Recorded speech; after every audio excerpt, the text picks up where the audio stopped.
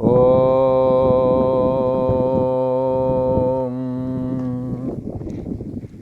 श्री योग वासिष्ठ के उपसम प्रकरण में श्री वशिष्ठ जी महाराज बोले, हे राम जी, जो तुम सत्य स्वरूप आत्मा को जान चुके हो, जो ये सत्य स्वरूप आत्मा के जानने हारे जो लोग हैं, उनका ना कोई शत्रु है और न ही उनका कोई मित्र होता है।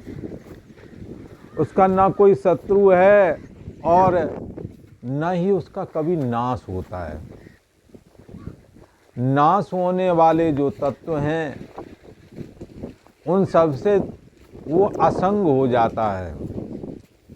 और शरीर जैसे प्रकृति ने दिया है, वैसे एक दिन प्रकृति ले भी लेगी।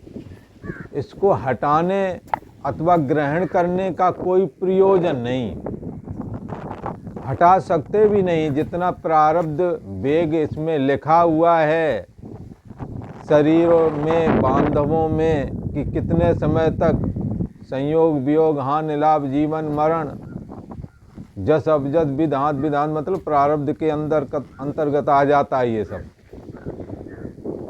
हानि लाभ वगैरह कैसा कैसा जीवन में रहेगा, ये चीज़ भी लगभग निश्चय होती है प्रारब्ध कर्मों के अनुसार। कदाचित आपने ये सोचना नहीं है कि हमने जब प्रारब्ध कर्मों के अनुसार ही जब हमें सब कुछ मिलना तो हम कर्म क्यों करें। प्रारब्ध भी अपने प्रबल कर्म करके, पुरुषार्थ करके बदला जा सकता है। इसलिए ऐसा तुमने सोचना नहीं कि जो लिखा है वही होवेगा, वही होवेगा जो आप चाहोगे। इसलिए प्रारब्ध कर्म तो तुम्हारे पीछे तब आवेगा जब प्रबल पुरुषार्थ आप करेंगे। ये कर्म जब करेंगे तो ये तुम्हारा प्रारब्ध भी पीछे पीछे आएगा।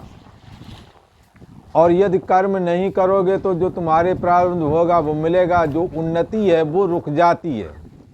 इसलिए अपना यदि आड़ा वक्त आए तो ऐसा ना सोचना चाहिए हमारे भाग में ऐसे ही लिखा था वैसे ही लिखा। जितना कोशिश हो सके उतना और अधिक मेहनत करके अधिक कमाने का और अधिक से अधिक अपना समय सदुपयोग में लाने का निश्चय करना चाहिए। और अपने सत्कर्मों को करते हुए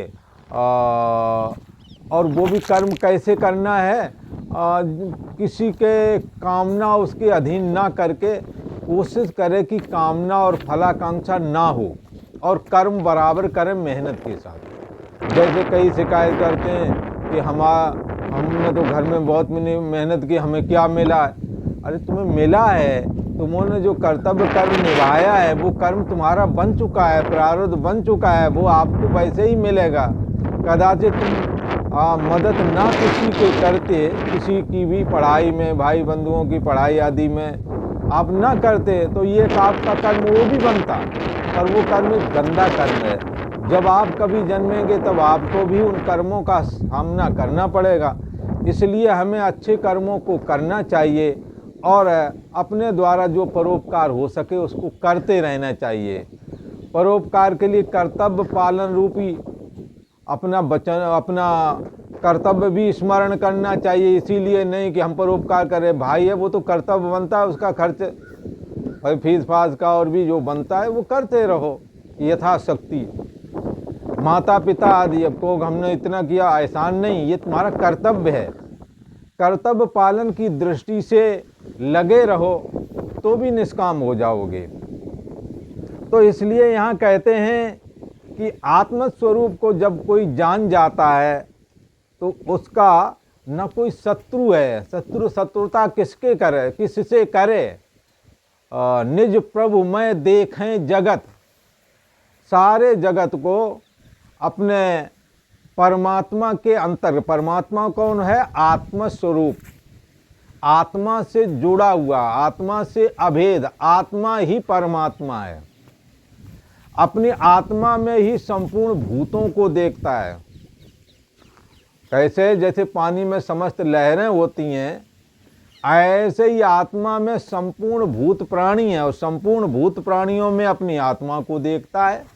ततो ना विजुषते, वो फिर राग द्वेष नहीं करता, उसकी छाती नहीं जलती, तो शत्रु कैसे बनेंगे? इसलिए उसका ना कोई शत्रु है।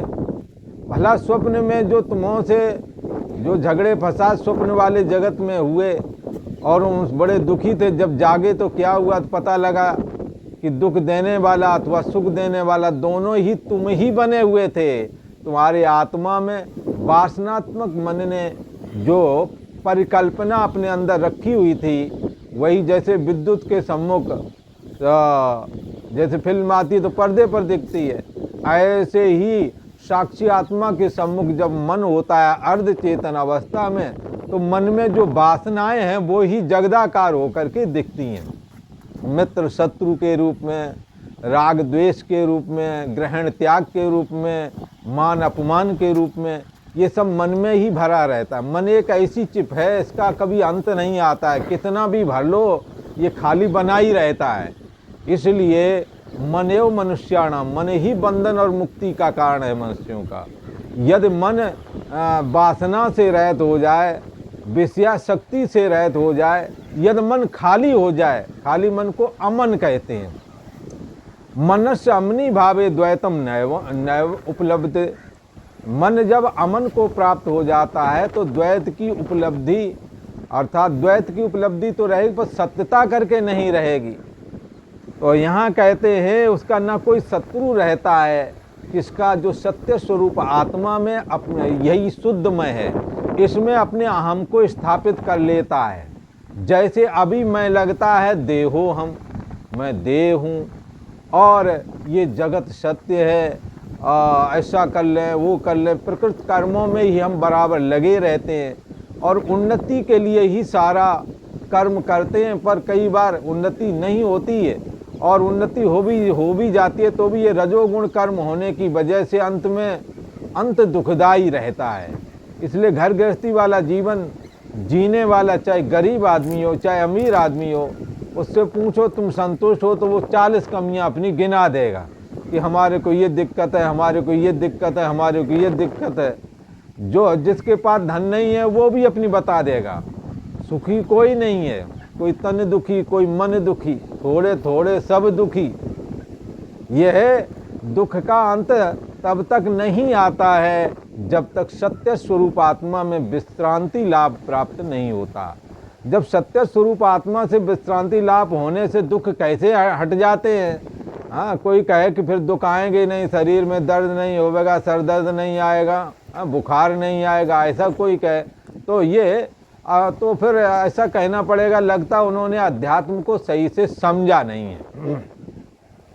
ये तो प्रारब्ध वसात सुख दुख शरीर के आएंगे, पर ये आत्मा में स्थिति लाभ होने से ऐसा उसे लगेगा कि ये सब देह में है, मुझ चैतन्य सत्ता में नहीं है।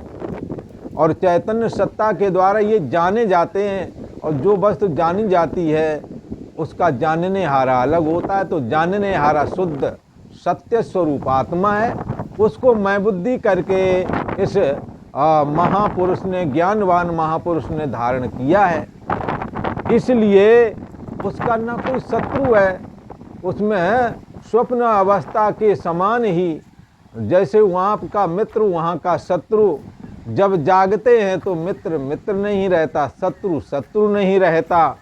ऐसे ही इस जगत में भी हमें इसका विचार करना चाहिए। तो हमने विचार कैसे करना चाहिए? जगत में जगत के सारे कार्य करना, ये अंदर की विद्या है, चिंतन की विद्या है। अंदर चिंतन करना है कि भाई ये शुद्ध स्वरूप आत्मा में क्या क्या है, तो पता लगेगा। उसके अलावा और कुछ नहीं। जो दिख रहा है वो जानने में आ रहा है, जानने वाला जानी हुई वस्तु से अलग होता है। तो जानने वाला सत्य स्वरूप आत्मा है अंदर, यो बुद्धि पर तस्तु सा, जो बुद्धि से भी परे है। मति ना लखे जय मति लखे, बुद्धि जिसको नहीं जानती, जो बुद्धि को भी जानता है। अभी बुद्धि है तो लगता मैं हूँ, जब जरा सा नींद का झटका आया तो मैं हूँ गायब हो गई। तो बुद्धि का होना और बुद्धि का ना होना, को देवा कौन सा देव है? किसने ये बात जानी? जिसने जानी वो सत्य स्वरूप आत्मा है।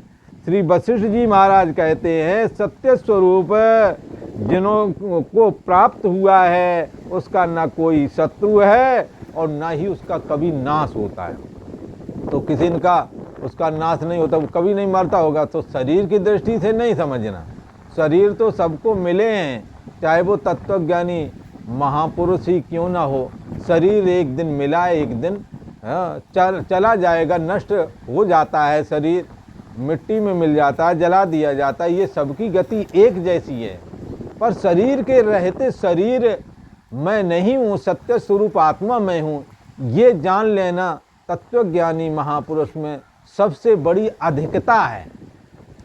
ये अधिकता उसके लिए एक ऐसा आत्मबल, ऐसा प्रबल आत्मबल देती है जिससे न उसका कोई शत्रु रहता है और उसे लगता है कि ना हन्नते हन्न माने शरीर, शरीर के छूट जाने पर भी मैं मरता नहीं हूँ, ऐसा उसको दृढ़ बोध प्राप्त होता है। हे राम जी, जो तुम ऐसे मानते हो कि मैं अब हूँ, ऐसा अगर मानो कि अभी मैं हूँ और आगे जब शरीर छूट जाएगा तो ना रहूँगा, अगर ऐसा मानो तो ये गीता का श्लोक से मेल खाता है। यदि तुम ऐसा जानते हो कि मैं पहले अभी मैं हूँ, बाद में नहीं रहूँगा, तो जात से ध्रुव मृत्यु ध्रुवम जन्म मृत सचा, जन्म होने वाले का मरण होता, मरण होने वाले का जन्म होता है। तो ये अपरिहार्य अर्थ है। जब अपरिहार्य अर्थ है तो इसके लिए सोच भी नहीं करना चाहिए। तो तुम ऐसे मानते हो कि मैं अब हूँ, आगे ना रहूँगा, अगर ऐसा मानो तो भी शोक ना करो, क्योंकि जो अभी हूँ आगे खत्म हो जाएगा तो मामला ही रफे दफे हो गया। तो भी हे राम जी, न तुम सोचतम अरसी, अगर ऐसा जानते हो कि ये आत्मा नित्य जन्मने और मरने वाला है, अगर ये शोक निवृत्ति का उपाय ऐसा आत्मा ने, आत्मा तो कहता है ना जायते म्रियते व कदाते, आत्मा का कभी जन्म मरण होता ही नहीं है। शरीर के मरने पर वो मरता नहीं है, शरीर के जन्म लेने पर उसका जन्म होता ही नहीं है। क्योंकि जन्म जब हुआ, जब मैं बालक अवस्था में, यद्यपि हमें आपको किसी को ध्यान नहीं कब हम लोगों को ऐसा लगा कि मैं हूँ, जब वो मैं हूँ लगा तो उस समय हमने जाना तो होगा कि मैं हूँ। ऐसा तो नहीं है कि मेरे को मैं हूँ लगे और हमें पता न लगे। जिस दिन जिस क्षण जाना उसी क्षण जन्म हुआ है, शरीर मिला है, और उसका जानने वाला भी मैं हूँ लगा कि उसने जान लिया। जो जानने वाला है सा आत्मा, उसने जान लिया है। और जब ये शरीर छूटेगा तो इस शरीर के अभाव को भी कोई जानेगा, वो जानने वाला। कभी तो बेहोशी आएगी, जिस समय मैं हूँ का ख्याल गया और बेहोशी की स्थिति आई और शरीर शांत हो गएगा। तो ऐसी अवस्था में जन्म भी उसी के द्वारा जाना गया, मरण भी जाना गया। जैसे बचपना जाना गया पर चला गया, पर जानने वाला नहीं गया। जवानी आई, जब जवानी का आना और जवानी का जाना, ये दोनों जाने गया। वृद्धावस्था प्रवेश कर गई, जान रहे हैं, वृद्धावस्था लेके जाएगी, ये भी जानेंगे। इसलिए जानने वाले का कभी अंत नहीं आता। इसीलिए यहाँ कहते हैं कि न उसका कभी नाश नहीं होता, क्योंकि जो जानने हारा ऐसा आत्मा ये कैसा है, अमृत स्वरूप है। अमृत स्वरूप तत्व को जान करके उसमें मैं बुद्धि स्थापित कर लेने से ही जीव अमर होता है, न कि शरीर से कोई अमर होता है। इसलिए ये ऐसा विचार अगर हो कि मैं अभी आगे नहीं रहूँगा, तो इससे में भी तुम्हें शोक करने की गुंजाइश नहीं है, क्योंकि जन्म का मरण, मरण का जन्म, ये एक प्रक्रिया लगी हुई है। तुम संशय तो तुम्हारा संशय तो नष्ट हुआ है। क्या संशय? संसार की सत्यत्वपने की भ्रांति, ये तुम्हारी नष्ट हो गई है कि जगत सत्य, भोग पदार्थ रमणीक है। तुम्हारा संशय तो नष्ट हुआ। अपनी प्रकृति में हर्ष शोक से रहित होकर के राम जी तुम विचरण करो। विचरण करो मतलब अपने व्यवहारिक कर्मों को करो। अपनी प्रकृति में जैसी तुम्हारी प्रकृति है, तुम्हारी प्रकृति यदि ऐसी है कि प्रवचन आदि करने की तो प्रवचन करो। तुम्हारी प्रकृति यदि ऐसी है तपस्या करने की, तो अपनी प्रकृति में स्थित होकर, जैसे विश्वामित्र जी सारे जीवन भर तपस्या करते रहे और तत्वज्ञानी होते हुए भी तपस्या करते रहे, तो ऐसे ही कहा कि अपनी प्रकृति में स्थित हो, जैसी तुम्हारी च्वाइस हो, जैसा तुम्हारा मन मानता हो, जो जैसी तुम्हारी धारणा हो, उसमें स्थित रह करके और हर्ष शोक से रहित होकर के संसार में विचरण करो। प्रिय वस्तु की प्राप्ति होने पर हर्षित ना हो, अप्रिय वस्तु के अथवा अप्रिय समय के प्राप्त होने पर दुख को ना प्राप्त हो, और संसार के सारे कर्मों को करो, यही विचरना कहा गया। अपनी प्रकृति में हर्ष शोक से रहित होकर के विचरण करो। संसार के सुख दुख में सदा सम बने रहो, समता स्थापित रखो। परमात्मा व्यापक रूप सर्वत्र स्थित है, सोहम अस्मि, वो मैं ही हूँ। उसी में सारा जगत स्थित है, समस्त भूत प्राणी स्थित हैं, समस्त भूत प्राणी में वो स्थित है, उससे भिन्न कुछ नहीं, ऐसा विचार करना चाहिए। और आज इतना ही। ओम।